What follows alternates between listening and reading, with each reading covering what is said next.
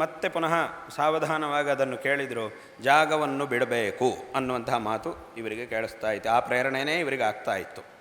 ಆಗ ಅವರು ಯೋಚನೆ ಮಾಡಿದರು, ಏನು ಜಾಗವನ್ನು ಬಿಡುವುದು ಅಂತಂದರೆ ಏನದರ ಅರ್ಥ? ಜಾಗವನ್ನು ಬಿಡುವುದು ಅಂತಂದರೆ ನಾವಿರುವಂತಹ ಪೀಠಾಧಿಪತಿ ಸ್ಥಾನವನ್ನು ಬಿಡಬೇಕು ಅಂತ ಅರ್ಥವಾ, ಅಥವಾ ನಾವಿರುವಂತಹ ಶೃಂಗೇರಿಯನ್ನು ಬಿಡಬೇಕು ಅಂತ ಅರ್ಥವ? ಶೃಂಗೇರಿಯನ್ನು ಬಿಡುವುದು ಅಂತಂದರೆ ಯಾತ್ರೆಗೆ ಹೊರಡುವುದು ಅಂತ ಅರ್ಥ. ಬಹುಶಃ ಯಾತ್ರೆಗೆ ಹೋಗಬೇಕು ಅಂತ, ಪೀಠವನ್ನು ಬಿಡಲಿಕ್ಕಾಗುವುದಿಲ್ಲ, ಯಾಕಂದರೆ ಇನ್ನೂ ಶಿಷ್ಯ ಸ್ವೀಕಾರ ಆಗಲಿಲ್ಲ. ಇಲ್ಲಿಯ ಕ್ರಮದಲ್ಲಿ ಶಿಷ್ಯ ಆಗಬೇಕು. ಆ ಶಿಷ್ಯರಿಗೆ ಎಲ್ಲ ವಿಧವಾದಂತಹದ್ದನ್ನು ಹೇಳಿಕೊಟ್ಟ ಮೇಲೆ ಆಗ ಇವರು ಸಂಪೂರ್ಣವಾಗಿ ತಪಸ್ಸಲ್ಲಿ ಆತ್ಮಧ್ಯಾನದಲ್ಲೂ ನಿರತರಾಗಬಹುದು. ಇನ್ನು ಶಿಷ್ಯ ಸ್ವೀಕಾರ ಮಾಡಿಲ್ವಾದ್ದರಿಂದ ಪೀಠವನ್ನೇ ಬಿಡಬೇಕು ಅನ್ನುವಂತಹ ಆ ಒಂದು ಮಾತನ್ನು ಹೇಳಲಿಕ್ಕೆ ಸಾಧ್ಯವೇ ಇಲ್ಲ. ಹಾಗಾಗಿ ಬಹುಶಃ ಅಮ್ಮನವರ ಒಂದು ಅಪ್ಪಣೆ ಯಾತ್ರೆಗೆ ಹೊರಡಬೇಕು ಅಂತ ಅಮ್ಮನವರ ಒಂದು ಅಪ್ಪಣೆ, ಅದರ ತಾತ್ಪರ್ಯ ಇರಬಹುದು ಅಂಥೇಳಿ ತಕ್ಷಣ ಯಾತ್ರೆಗೆ ಏರ್ಪಾಟು ಮಾಡಿಕೊಂಡು ಆ ಯಾತ್ರೆಯಲ್ಲಿ ಮೊದಲಿಗೆ ಮೈಸೂರಿಗೆ ಆಗಮಿಸಿದರು. ಇಲ್ಲಿಗೆ ಆಗಮಿಸಿದಾಗ ಅವರ ದರ್ಶನವಾಗ್ತಾ ಇತ್ತು. ಆ ದರ್ಶನದಲ್ಲಿ ಭಕ್ತರೆಲ್ಲರೂ ಸಹ ಬರ್ತಾಯಿದ್ದರು. ಆಗ ಈ ಮೈಸೂರು ಸಂಸ್ಥಾನದಲ್ಲಿ ದೊಡ್ಡ ವಿದ್ವಾಂಸರಾಗಿದ್ದಂತಹ ಕುಣಿಗಲ್ ರಾಮಶಾಸ್ತ್ರಿಗಳ ಮಗ, ಆಗ ರಾಮಶಾಸ್ತ್ರಿಗಳು ಇರಲಿಲ್ಲ ಅಷ್ಟೊತ್ತಿಗೆ, ಅವರು ಕಾಲವಾದರು. ಅವರ ಹಿರಿಯ ಮಗ ಲಕ್ಷ್ಮೀ ನರಸಿಂಹಶಾಸ್ತ್ರಿಗಳು, ಅವರು ಸಹ ದೊಡ್ಡ ವಿದ್ವಾಂಸರು. ಅವರು ತಮ್ಮ ತಮ್ಮನನ್ನು ಜೊತೆ ಕರ್ಕೊಂಡು ಬಂದಿದ್ದರು. ತಮ್ಮ ಅಂದರೆ ಆ ತಮ್ಮ 8 ವರ್ಷಗಳ ಬಾಲಕ, ಇನ್ನೂ 8 ವರ್ಷ ಆಗಿಲ್ಲ. ಆ ಬಾಲಕನನ್ನು ತಮ್ಮ ಜೊತೆ ಕರ್ಕೊಂಡು ಬಂದಿದ್ದರು ದರ್ಶನಕ್ಕೆ. ಬಂದಾಗ ಗುರುಗಳು ಅವರ ಜೊತೆಗೆಲ್ಲ ಮಾತಾಡಿ ಆದಮೇಲೆ ಆ ಬಾಲಕನ ಹತ್ರ ಕೇಳಿದರು, ನಿನಗೇನು ಬೇಕು ಅಂತ ಕೇಳಿದರು.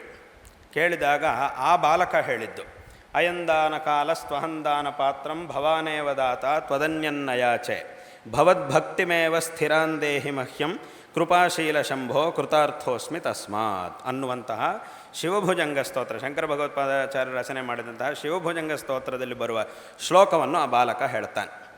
ಏನಿದರ ಅರ್ಥ? ಇದು ದಾನವನ್ನು ಮಾಡುವಂತಹ ಒಂದು ಸಮಯ. ಅಯಂ ದಾನ ಕಾಲ.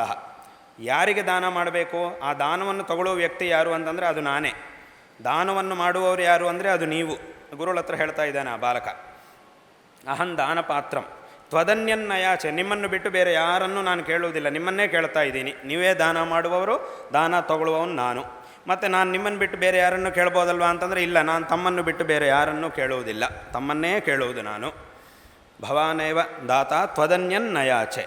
ಭವದ್ ಏನು ಕೇಳ್ತಾ ಇದ್ದೀನಿ ಅಂದರೆ ಭವದ್ಭಕ್ತಿಮೇವ ಸ್ಥಿರಾಂದೇಹಿ ಮಹ್ಯಂ, ತಮ್ಮ ವಿಷಯದಲ್ಲಿ ಅಪಾರವಾದಂತಹ ಸ್ಥಿರವಾದಂತಹ ಒಂದು ಭಕ್ತಿಯನ್ನು ನನಗೆ ಕೊಡಿ ಅಂತ ಕೇಳ್ತಾ ಇದ್ದಾನೆ. ಇದರಿಂದ ಏನಾಗುತ್ತೆ? ಕೃಪಾಶೀಲ ಶಂಭೋ ಕೃತಾರ್ಥೋಸ್ಮಿ ತಸ್ಮಾತ್, ಇದರಿಂದ ನನ್ನ ಜೀವನ ಸಾರ್ಥಕ ಆಗುತ್ತೆ. ನಾನು ಕೃತಾರ್ಥನಾಗಬೇಕು ಅಂತಂದರೆ ನಿಮ್ಮಲ್ಲಿ ಅಚಂಚಲವಾದಂತಹ ಭಕ್ತಿಯನ್ನು ನನಗೆ ಕರುಣಿಸಿ ಅಂತ ಈ ಒಂದು ಶ್ಲೋಕವನ್ನು ಶಂಕರಾಚಾರ್ಯರು ಶಿವನನ್ನು ಕುರಿತು ಹೇಳಿದ್ದಾರೆ. ಅದನ್ನು ಆ ವಯಸ್ಸಿನಲ್ಲಿ ಆ ಬಾಲಕ ಗುರುಗಳನ್ನು ಕುರಿತು ಈ ಒಂದು ಶ್ಲೋಕವನ್ನು ಹೇಳಿದ್ದಾನೆ. ಆಗ ಅವರಿಗೆ ತುಂಬ ಆಶ್ಚರ್ಯವಾಯಿತು. ಈ ವ್ಯಕ್ತಿ ಸಾಮಾನ್ಯವಂತಹ ಬಾಲಕ ಅಲ್ಲ ಅನ್ನುವಂತಹ ಒಂದು ಪ್ರೇರಣೆ ಅವರಿಗಾಗಿ ತಕ್ಷಣವೇ ಅಮ್ಮನವರ ಒಂದು ಪ್ರೇರಣೆಯಾಗಿ ಆ ಬಾಲಕನನ್ನು ತಮ್ಮ ಉತ್ತರಾಧಿಕಾರಿ ಶಿಷ್ಯನನ್ನಾಗಿ ಸ್ವೀಕರಿಸಿದರು. ಆ ಬಾಲಕನೇ ನಂತರ ಕಾಲದಲ್ಲಿ ಜಗದ್ಗುರು ಸಚ್ಚಿದಾನಂದ ಶಿವಾಭಿನವ ನರಸಿಂಹಭಾರತಿ ಮಹಾಸ್ವಾಮಿಗಳು ಅವರಾಗಿ ಹಾಗೆ ಅಭಿನವ ಶಂಕರರು ಅನ್ನುವಂತಹ ಒಂದು ಖ್ಯಾತಿಯನ್ನು ಪಡೆದಿರತಕ್ಕಂತಹ ಮಹಾಪುರುಷರು. ಅಂದರೆ ಇದನ್ನು ಯಾಕೆ ಹೇಳೋಕ್ಕೆ ಬಂದೆ ಈ ಒಂದು ಸಂದರ್ಭನ ಅಂತಂದರೆ, ಆ ಶಂಕರರು ಬರೆದಿರತಕ್ಕಂತಹ ಸ್ತೋತ್ರದಲ್ಲಿ ಎಂಥ ಒಂದು ಗಂಭೀರವಾದ ಅರ್ಥ ಇದೆ. ಮತ್ತು ಆವತ್ತಿನ ದಿವಸ ಆ ಶಿಷ್ಯರನ್ನು ಗುರುಗಳನ್ನು ಸೇರಿಸಿದ್ದು ಶಂಕರ ಭಗವತ್ಪಾದಾಚಾರ್ಯರು ಬರೆದಿರ್ತಕ್ಕಂತಹ ಆ ಒಂದು ಶ್ಲೋಕ. ಆ ಒಂದು ಶ್ಲೋಕದಿಂದ ಗುರುಗಳಿಗೆ ನರಸಿಂಹಭಾರತಿ ಮಹಾಸ್ವಾಮಿಗಳವರಿಗೆ ತಮಗೆ ಶೃಂಗೇರಿಯಲ್ಲಿದ್ದಾಗ ಜಾಗವ ಬಿಡು ಅನ್ನುವಂತಹ ಪ್ರೇರಣೆಯನ್ನು ಅಮ್ಮರವರು ಯಾಕೆ ಕೊಟ್ಟಿದ್ದಳು ಅನ್ನುವಂತಹ ವಿಷಯದ ಒಂದು ಅದರ ಒಂದು ಜ್ಞಾನ ಆವತ್ತವರಿಗೆ ಉಂಟಾಯಿತು. ಈ ಕಾರಣಕ್ಕಾಗಿಯೇ ಅಮ್ಮನವರು ನಮ್ಮನ್ನು ಶೃಂಗೇರಿಯಿಂದ ಬಿಡಲಿಕ್ಕೆ ಹೇಳಿದ್ದು, ಜಾಗವನ್ನು ಬಿಡಲಿಕ್ಕೆ ಹೇಳಿದ್ದು ಅನ್ನುವಂತಹ ಪ್ರೇರಣೆ ಆಮೇಲೆ ಅವರಿಗೆ ಗೊತ್ತಾಯಿತು. ಹಾಗಾಗಿ ಅಲ್ಲಿ ಆ ಗುರು ಶಿಷ್ಯರನ್ನು ಸೇರಿಸಿದ್ದು ಯಾವುದು ಅಂತಂದರೆ ಈ ಒಂದು ಶ್ಲೋಕ, ಶಂಕರರು ರಚನೆ ಮಾಡಿದಂಥ ಒಂದು ಶ್ಲೋಕ. ಅಂದರೆ ಏನು?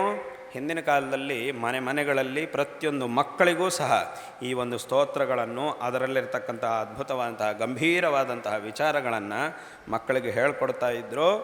ಅದನ್ನು ತಿಳ್ಕೊಂಡಿದ್ದರಿಂದ ಮಕ್ಕಳಲ್ಲಿ ಒಂದು ಉತ್ತಮವಾದಂತಹ ಸಂಸ್ಕಾರದ ವಿಕಾಸ ಉಂಟಾಗ್ತಾ ಇತ್ತು, ಬುದ್ಧಿ ವಿಕಾಸ ಉಂಟಾಗ್ತಾ ಇತ್ತು, ಒಂದು ಉತ್ಕೃಷ್ಟವಾದಂತಹ ವ್ಯಕ್ತಿತ್ವದ ನಿರ್ಮಾಣವೂ ಸಹ ಮಕ್ಕಳಿಗೆ ಉಂಟಾಗುತ್ತೆ ಇಂತಹ ಸ್ತೋತ್ರಗಳನ್ನು ಪಠನ ಮಾಡುವುದರಿಂದ.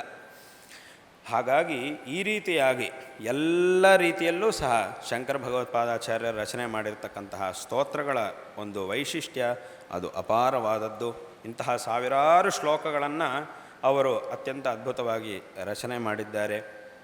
ಆ ಸ್ತೋತ್ರಗಳಲ್ಲಿ ಒಂದೊಂದನ್ನೂ ಸಹ ಪಠನ ಮಾಡೋದರಿಂದ ನಮಗೆ ವಿಶೇಷವಾದಂಥ ಒಂದು ಶ್ರೇಯಸ್ಸು ಪ್ರಾಪ್ತವಾಗುತ್ತೆ. ಹಾಗಾಗಿಯೇ ಈ ಸ್ತೋತ್ರಗಳನ್ನು ಇದನ್ನೆಲ್ಲ ಮಕ್ಕಳಿಗೂ ಸಹ ಮನೆಯಲ್ಲಿ ನಾವು ಹೇಳಿಕೊಡ್ಬೇಕು.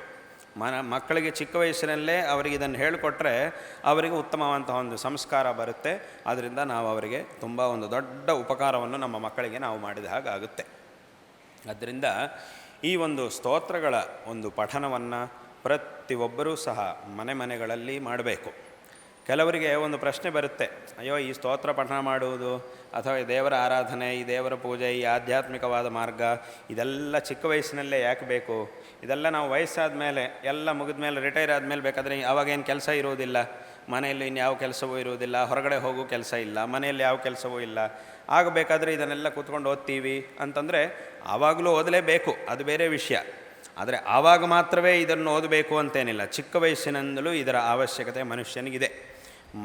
ಈಗ ಹೇಳಿದ ಹಾಗೆ ಮನುಷ್ಯನ ಒಂದು ವ್ಯಕ್ತಿತ್ವವು ವಿಕಾಸವಾಗಬೇಕು, ಮನುಷ್ಯನಲ್ಲಿ ಒಂದು ಉತ್ತಮವಾದಂತಹ ವ್ಯಕ್ತಿತ್ವದ ನಿರ್ಮಾಣ ಆಗಬೇಕು ಅಂತಂದರೆ ಅದಕ್ಕೆ ಈ ಆಧ್ಯಾತ್ಮಿಕವಾದಂತಹ ಮಾರ್ಗ ಅತ್ಯಂತ ಅವಶ್ಯಕವಾದದ್ದು.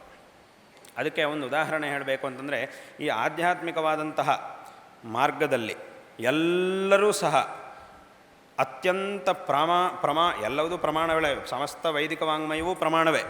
ಆದರೂ ಅದರಲ್ಲೂ ಸಹ ಅತ್ಯಂತ ಪ್ರಮಾಣವಾಗಿ ನಾವು ಸ್ವೀಕರಿಸುವಂತಹ ಒಂದು ಅತ್ಯಂತ ಗೌರವವಾಗಿ ನಾವು ಪಠನ ಮಾಡುವಂತಹ ಒಂದು ಗ್ರಂಥ ಭಗವದ್ಗೀತೆ. ಆದರೆ ಈ ಭಗವದ್ಗೀತೆಯನ್ನು ಭಗವಂತ ಅರ್ಜುನನಿಗೆ ಯಾವಾಗ ಉಪದೇಶ ಮಾಡಿದ್ದು? ನೀನೆಲ್ಲ ಕೆಲಸಗಳನ್ನೆಲ್ಲ ಮುಗಿಸ್ಕೊಂಡು ಬಿಟ್ಟು ಎಲ್ಲ ರಿಟೈರ್ ಆದಮೇಲೆ ನನ್ನ ಹತ್ರಕ್ಕೆ ಬಾ, ಆಗ ನಾನು ಇದನ್ನು ಉಪದೇಶ ಮಾಡ್ತೀನಿ ಅಂತ ಭಗವಂತ ಹೇಳಲಿಲ್ಲ. ಯಾವಾಗ ಅದನ್ನು ಉಪದೇಶ ಮಾಡಿದ ಮತ್ತು ಯಾವಾಗ ಅದರ ಉಪದೇಶದ ಅವಶ್ಯಕತೆ ಅವನಿಗೆ ಬಂದಿತ್ತು ಅರ್ಜುನನಿಗೆ ಅಂತಂದರೆ, ಯಾವಾಗ ಅವನ ಜೀವನದಲ್ಲಿ ಎಲ್ಲವುದಕ್ಕಿಂತ ದೊಡ್ಡ ಒಂದು ಜವಾಬ್ದಾರಿ ಕಣ್ಣು ಮುಂದೆ ಇದೆಯೋ, ಮಾಡಬೇಕಾಗಿದೆಯೋ, ಆಗ ಇದರ ಅವಶ್ಯಕತೆ ಅವನಿಗಿತ್ತು. ಅಂತಹ ಒಂದು ದೊಡ್ಡ ಜವಾಬ್ದಾರಿ ಅವನ ಮುಂದೆ ಇದೆ. ಆ ಜವಾಬ್ದಾರಿಯನ್ನು ನಿಭಾಯಿಸಬೇಕು ಅಂತಂದರೆ ಅದಕ್ಕಿರತಕ್ಕಂತಹ ಏಕಮಾತ್ರವಾದ ಮಾರ್ಗದ ದರ್ಶನ ಅವನಿಗೆ ಕೇವಲ ಭಗವದ್ಗೀತೆಯಿಂದ ಮಾತ್ರವೇ ಆಗುತ್ತೆ. ಆ ಭಗವದ್ಗೀತೆಯನ್ನು ಉಪದೇಶ ಮಾಡಿಲ್ಲ ಅಂತಂದರೆ ಇನ್ನು ಏನೇ ಹೇಳಿಕೊಟ್ರೂ ಸಹ ಅವನ ಕರ್ತವ್ಯವನ್ನು ಮಾಡಲಿಕ್ಕೆ ಸಾಧ್ಯವಾಗ್ತಾ ಇರಲಿಲ್ಲ. ಇದರಿಂದ ನಾವೇನು ತಿಳ್ಕೊಳ್ಳಬೇಕು ಅಂತಂದರೆ, ಇಂತಹ ಒಂದು ಮಾರ್ಗದ ಅವಶ್ಯಕತೆ ಬರೀ ಯಾವಾಗೋ ವಯಸ್ಸಾದ ಮೇಲಲ್ಲ, ವಯಸ್ಸಾದ ಮೇಲೆ ಮಾತ್ರವೇ ಬೇಕು ಅಂತಲ್ಲ, ಆವಾಗ ಬೇಕೇ ಬೇಕು, ಸಂಪೂರ್ಣವಾಗಿ ಆವಾಗ ಅದರಲ್ಲೇ ಹೋಗಬೇಕು. ಆದರೆ ಜೀವನದಲ್ಲಿ ಆರಂಭದಿಂದಲೂ ಸಹ ಇಂತಹ ಒಂದು ಮಾರ್ಗದ ಅವಶ್ಯಕತೆ ಪ್ರತಿಯೊಬ್ಬ ಮನುಷ್ಯನಿಗೂ ಇದೆ. ವಾಸ್ತವವಾಗಿ ಯಾವಾಗ ನಮಗೆ ಅನೇಕ ವಿಧವಂತಹ ಜವಾಬ್ದಾರಿಗಳು ಇರ್ತಾವೋ ಆ ಸಮಯದಲ್ಲೇ ಇದು ನಮಗೆ ಅವಶ್ಯಕವಾಗಿ ಬೇಕು. ಅದರಿಂದಲೇ ಭಗವಂತ ಅರ್ಜುನನಿಗೆ ಆ ಸಮಯದಲ್ಲೇ ಹೇಳಬೇಕಾಯಿತು. ಅದನ್ನು ಕೇಳ್ಕೊಂಡಿದ್ದರಿಂದ ಅವನಿಗೆ ಬೇಕಾದಂತಹ ಮಾರ್ಗದ ದರ್ಶನ ಆಯಿತು. ಪುನಃ ಅವನಿಗೆ ಎಲ್ಲ ವಿಧವಂತಹ ಮೋಹವು ನಾಶವಾಯಿತು. ಈಗ ಏನು ಮಾಡಬೇಕು ಅನ್ನುವಂತಹ ಒಂದು ಪ್ರಜ್ಞೆ ಅವನಲ್ಲಿ ಉಂಟಾಯಿತು. ಅದರಂತೆ ಅವನ ಕೆಲಸವನ್ನು ಅವನು ಮಾಡಿದ್ದಾನೆ. ಹಾಗಾಗಿ ತುಂಬ ಜನ ತಿಳ್ಕೊಂಡಿರ್ತಾರೆ, ನಮಗೆಲ್ಲ ತುಂಬ ಜವಾಬ್ದಾರಿಗಳಿವೆ, ಆದ್ದರಿಂದ ಇವಾಗ ಇದೆಲ್ಲ ನಮಗೆ ಬೇಡ, ಎಲ್ಲ ಮುಗಿದ ಮೇಲೆ ನೋಡ್ಕೊಳ್ತೀವಿ ಅಂತ. ಆದರೆ ಅದು ಸರಿಯಲ್ಲ. ನಿಜವಾಗಲೂ ಎಲ್ಲ ಜವಾಬ್ದಾರಿಗಳು, ದೊಡ್ಡ ದೊಡ್ಡ ಕೆಲಸಗಳನ್ನು ಮಾಡಬೇಕಾದ ಸಂದರ್ಭದಲ್ಲೇ ವಾಸ್ತವವಾಗಿ ಈ ಮಾರ್ಗದ ಅವಶ್ಯಕತೆ ಮನುಷ್ಯನಿಗಿರುವುದು. ಹಾಗೆ ಪುರಾಣಗಳಲ್ಲಿ ಪ್ರಹ್ಲಾದ ಎಲ್ಲ ಭಕ್ತರಲ್ಲೂ ಮೊದಲನೇದಾಗಿ ಹೆಸರನ್ನು ನಾವು ಪ್ರಹ್ಲಾದನ್ನು ಹೇಳ್ತೀವಿ. ಸ್ತೋತ್ರವನ್ನು ಪಠನ ಮಾಡಿದಂತಹ ಸ್ತೋತ್ರದಲ್ಲೂ ಮೊದಲನೇದಾಗಿ ಭಗವಂತನ ಭಕ್ತರ ಹೆಸರುಗಳನ್ನು ಹೇಳುವಾಗ ಮೊದಲನೇದಾಗಿ ಪ್ರಹ್ಲಾದನ ಹೆಸರನ್ನು ಹೇಳಿದ್ದಾರೆ ಶಂಕರರು. ಅಂತಹ ಪ್ರಹ್ಲಾದ ಆ ಭಗವಂತನಲ್ಲಿ ಅಪಾರವಾದಂಥ ಭಕ್ತಿಯನ್ನು ಹೊಂದಿದ್ದಾಗ ಅವನ ವಯಸ್ಸೆಷ್ಟು? ತುಂಬ ಚಿಕ್ಕ ವಯಸ್ಸು, ಅತ್ಯಂತ ಅಲ್ಪ ವಯಸ್ಸಿನಲ್ಲಿ ಅವನು ಭಗವಂತನ ಭಕ್ತನಾಗಿದ್ದ. ಹಾಗಾಗಿ ಇವತ್ತಿಗೂ ಸಹ ನಾವು ಪ್ರಹ್ಲಾದನ ಹೆಸರನ್ನು ಭಗವದ್ಭಕ್ತರ ಹೆಸರು ಹೇಳುವಾಗ ಮೊದಲನೇದಾಗಿ ಪ್ರಹ್ಲಾದನ ಹೆಸರನ್ನು ನಾವು ಹೇಳ್ತಾ ಇದ್ದೇವೆ. ಅದೇ ರೀತಿಯಾಗಿ ಭಾಗವತದಲ್ಲಿ ಧ್ರುವೋಪಾಖ್ಯಾನ, ಧ್ರುವ ಅನ್ನುವಂತಹ ಒಬ್ಬ ಬಾಲಕ, ಅವನ ವಯಸ್ಸೆಷ್ಟು? ಅವನು ತಪಸ್ಸನ್ನು ಮಾಡಿ ಭಗವತ್ ಸಾಕ್ಷಾತ್ಕಾರವನ್ನು ಪಡ್ಕೊಂಡಾಗ ಅವನ ವಯಸ್ಸೆಷ್ಟಿತ್ತು? ಅವನು ಸಹ ಅತ್ಯಂತ ಸಣ್ಣ ಬಾಲಕ, ಪ್ರಹ್ಲಾದನ ಹಾಗೆ ಅವನು ಸಹ ಸಣ್ಣ ಬಾಲಕನಾಗಿದ್ದ. ಆದರೂ ಆ ಚಿಕ್ಕ ವಯಸ್ಸಿನಲ್ಲಿ ಅವನು ಭಗವಂತನ ವಿಷಯದಲ್ಲಿ ಅಂತಹ ಒಂದು ಅಪಾರವಾದ ಭಕ್ತಿಯನ್ನು ಇಟ್ಟುಕೊಂಡು ಆ ಭಗವದ್ ಆರಾಧನೆಯನ್ನು ಮಾಡಿ ಭಗವಂತನ ಪರಿಪೂರ್ಣವಾದ ಕೃಪೆಗೆ ಪಾತ್ರನಾದ ಮೇಲೆ ಆ ಧ್ರುವನಿಗೆ ಒಂದು ಶಾಶ್ವತವಾದಂತಹ ಒಂದು ಸ್ಥಾನ ಈ ಜಗತ್ತಿನಲ್ಲಿದೆ. ನಾವು ಕೆಲವು ಈ ಶಾಶ್ವತವಾದಂತಹ ವಿಷಯಗಳ ಬಗ್ಗೆ ಹೇಳುವಾಗ ಅದೊಂದು ಧ್ರುವತಾರೆಯಾಗಿ ಇದಿದೆ ಅಂತ ನಾವು ಹೇಳ್ತೀವಿ. ಆ ಧ್ರುವತಾರೆ ಅಂತಂದರೆ ಅದು ಈ ಧ್ರುವೋಪಾಖ್ಯಾನದಲ್ಲಿ ಇರುವಂತಹ ಧ್ರುವನೇ. ಅವನ ಬಗ್ಗೆ ಹೇಳುವ ಅವನಿಗೆ ಅಂತಹ ಒಂದು ಶಾಶ್ವತವಾದ ಸ್ಥಾನ ಇದೆ.